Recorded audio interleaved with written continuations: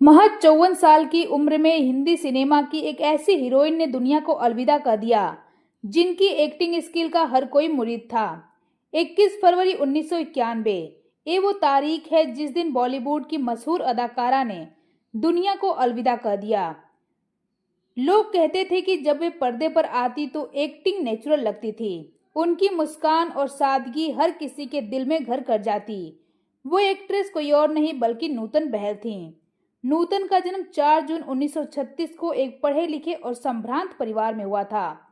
इनकी माता का नाम श्रीमती शोभना समर्थ और पिता का नाम श्री कुमार सेन समर्थ था। नूतन ने अपने फिल्मी जीवन की शुरुआत 1950 में की थी, जब वे स्कूल में थीं। शुरुआती दौर में उन्हें बदसूरत होने के ताने मिले। कुछ लोग उनके सांवले रंग पर तंज भी कसते थे, जिस कारण वे खुद को खूबसूरत नहीं मानती थीं।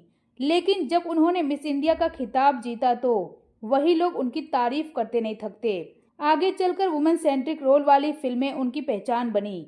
उन्होंने फिल्म इंडस्ट्री में एक्ट्रेसेस को केवल शोपीस के तौर पर इस्तेमाल करने की परंपरा को पूरी तरह से बदल दिया। यहाँ तक कि मिस इंडिया में हिस्सा लेने वाली वो पहली एक्ट्रेस थीं।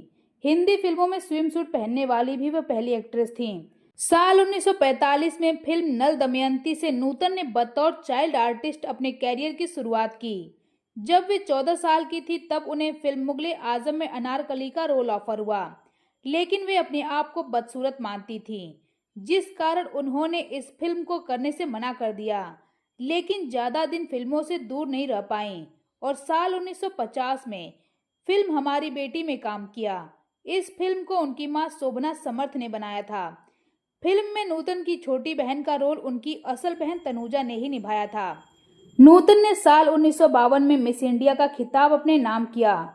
उस वक्त उनकी उम्र महज 16 साल थी। ये टाइटल जीतने वाली वे भारत की पहली इंडियन एक्ट्रेस थीं। मिस इंडिया का एक और खास बात यह थी कि उस साल 2 मिस इंडिया पेजेंट्स हुए थे। एक में इंद्राणी रहमान और दूसरे में नूतन विजेता बनी। इसी इवेंट में नूतन को मिस मसूरी का ताज भी पहनाया गया था। वहीं बालिग होने तक नूतन ने हम लोग, शीशम, पर्वत और आगोश जैसी फिल्मों में काम किया। इसके बाद वे लंदन चली गईं। लंदन से वापस आने के बाद नूतन को फिल्म सीमा के जरिए बॉलीवुड में पहला ब्रेक मिला। इसमें उनके अलावा बलराज साहनी और शोभा खोटे नजर आए। फिल्म का निर्देशन अमिया चक्रवर्ती ने किया। इस फिल्म के लिए नूतन को फिल्म फेयर का बेस्ट एक्ट्रेस अवार्ड मिला।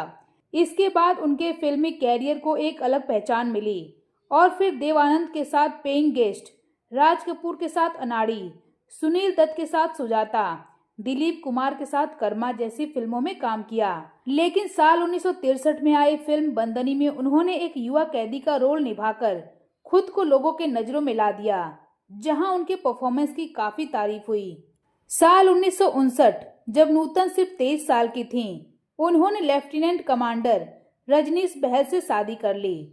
नूतन शादी के बाद अपना फिल्मी कैरियर छोड़ना चाहती थीं। तभी डायरेक्टर विमल रॉय उनके पास आए फिल्म बंदनी का ऑफर लेकर, लेकिन नूतन ने फिल्म का ऑफर ठुकरा दिया। फिर जब पति रजनीश ने उन्हें समझाया तो उन्होंने इस फिल्म को करने के लिए हामी भर दी। ये फिल्म उनके कैरियर की सर्वश्रेष्ठ फिल्म बन गई। इस फिल्म के लिए भी नूतन को फिल्म फेयर बेस्ट एक्ट्रेस का अवार्ड मिला। फिल्म की शूटिंग के दौरान वो प्रेग्नेंट भी थीं। नूतन इससे पहले भी विमल रॉय के साथ फिल्म सुजाता में काम कर चुकी थीं और उस फिल्म के लिए भी नूतन को फिल्म फेयर बेस्ट एक्ट्रेस का अवार्ड मिला था। वहीं शादी के करीब 2 साल बाद नूतन ने मोहनीश बहल को जन्म दिया, जो बॉलीवुड के जाने माने एक्टर हैं। कई फिल्मों में उन्होंने नेगेटिव रोल निभाए हैं।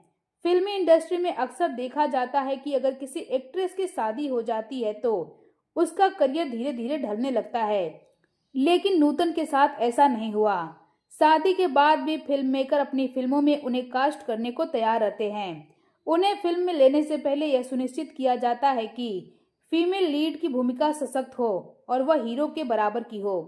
कहा जाता है कि साल 1969 में फिल्म देवी की शूटिंग के दौरान नूतन ने संजीव कुमार को सरेआम थप्पड़ मार दिया, क्योंकि जब फिल्म की शूटिंग शुरू हुई तो दोनों एक दूसरे को नहीं जानते थे।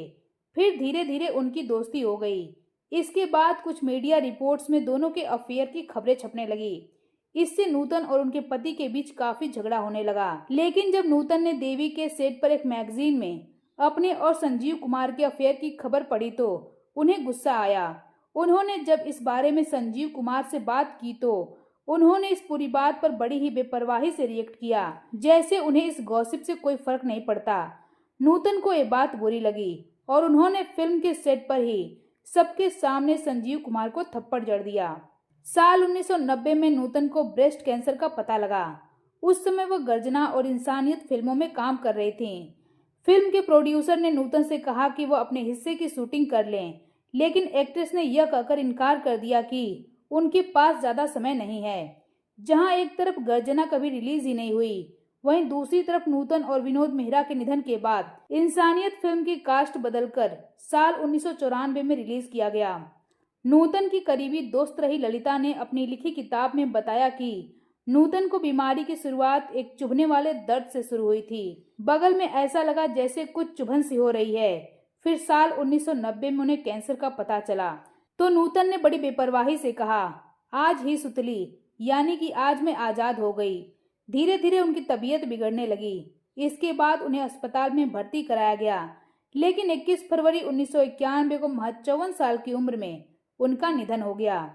उनकी मां शोभना समर्थ ने एक इंटरव्यू में बताया था कि नूतन की मौत के बाद उन्हें उनके जाने का एहसास तक नहीं हुआ।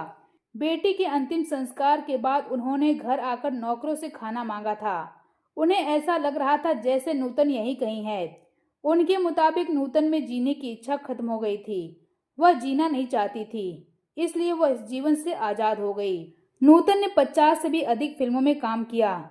वहीं उन्हें अन्य पुरस्कारों के साथ 6 बार फिल्म फेयर पुरस्कार भी मिला और महज 54 साल की उम्र में एक बेहतरीन अभिनेत्री ने इस दुनिया को अलविदा कह दिया।